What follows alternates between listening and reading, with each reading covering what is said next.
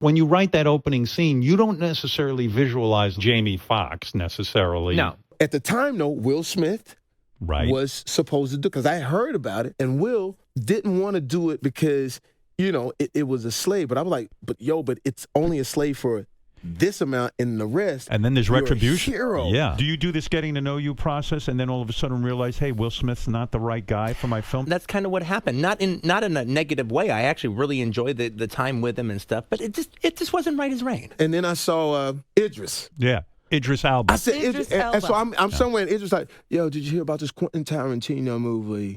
It's supposed to be really not. Yeah, I don't know about Django. You know what else you do? You know, I said, motherfucker, yo, good-looking black ass.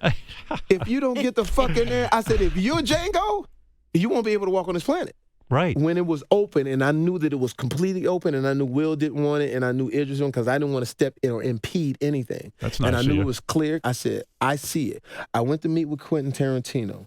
We talked. I said, I understand your script. You don't have to tell me anything about it. You don't have to sell me. That's what it was at that time. I said, but what I do see is that he's a hero. And then I quoted a speech that was in the movie that I already learned. And he couldn't believe that I knew it. I said, I'm telling you, I know what this is. I'm the guy. And I said, not only that, I got my own horse.